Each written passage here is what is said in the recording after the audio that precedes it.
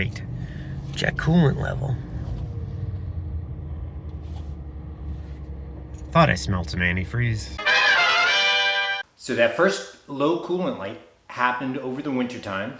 I looked around the engine of the car, poked around, couldn't see any coolant leaking out anywhere, no puddles underneath the car. So I just topped it off, crossed my fingers, and hoped for the best. Made it another week or so, and then the coolant light came back on. Same thing, I checked it, couldn't find any leaks, topped it off, and I kept doing that until finally one day at the store, I'm coming back out to the car, and I noticed coming up to it that there's a puddle underneath the front of it of antifreeze. So it's leaking bad enough now that I can see. And I popped open the hood, and this is what I saw.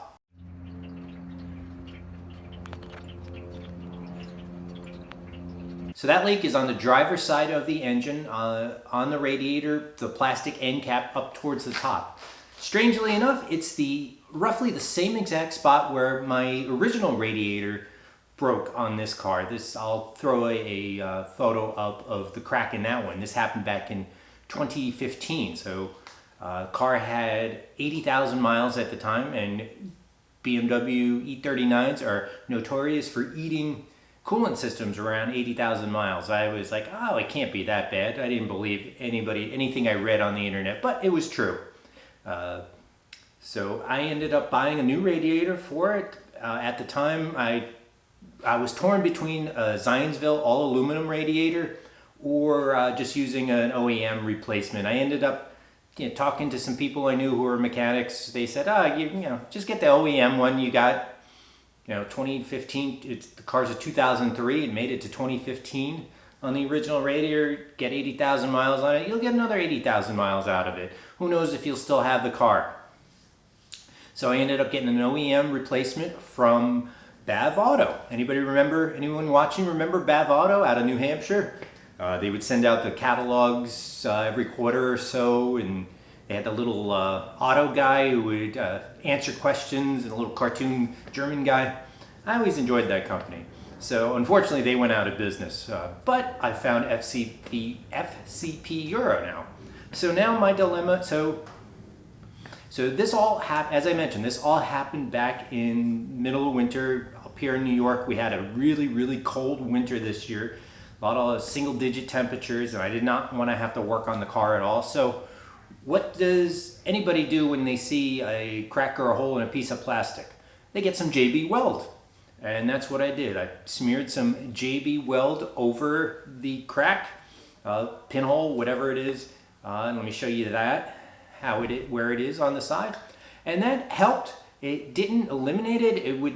It did slow down the leak. It still leaked a little bit, still wept from time to time. But I was back to topping off the antifreeze every couple weeks or so.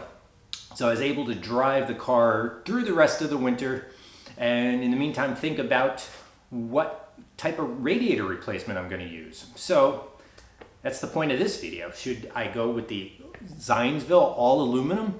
I'm actually thinking of getting the all aluminum radiator, the aluminum shroud, aluminum expansion tank, plus the electric cooling fan kit to eliminate the stock clutch driven, the stock engine fan from the car.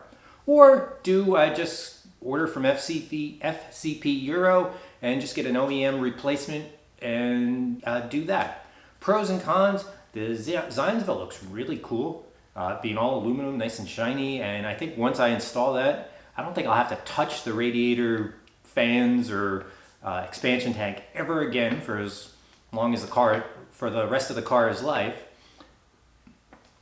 Downside is it's quite pricey. That kit that I'm eyeballing, I'll put up the exact price up on the screen from their website, but it's like $1,500. It's a bit of cash to throw into just a radiator versus ordering a FCP Euro OEM. I think I've been leaning towards the Nissens, N-I-S-S-E-N-S, OEM style replacement from FCP Euro. It's a lot more reasonable price. It's I'll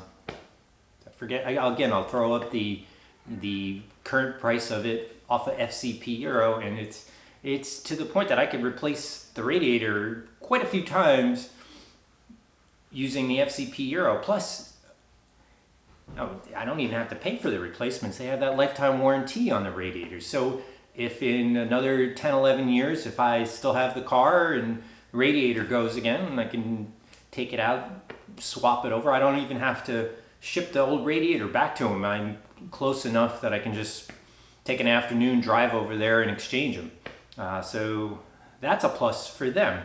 Downside is it going to only last me another 50,000 miles? Because cars, the last replacement from BAV Auto, car had 80,000 when I changed it, and now we're up to 130,000, and the replacement's leaking. So it got me 11 years and 50,000 miles, so it's less. I wonder, and some of the reviews I've read about the OEM replacements on FCP Euros, people are saying they're not quite as good a quality as they used to be. So does that mean it's only going to last me 20,000 miles? Another thing about the Zionsville. Now, the Zionsville does have a lifetime warranty on it, but according to their website, though, you have to provide them, they'll only warranty the radiator if you document to them, provide documentation that when it was installed, you used BMW coolant and that you changed the BMW coolant every 2 years. They're very specific about that on their website, that you can't get away with just using Prestone or Xerox, whatever brand. You have to use the BMW, the official BMW coolant. So that's something to consider, because I don't know, I change my fluids when I think about them, but like most people, I don't think I'm as super regular with the changing schedule. So it's been a while since the last time I changed the coolant in this car was when I had to replace the water pump, which was probably like 6-7 years ago. So something else to consider. What do you guys think? Anyone go with the Zionsville?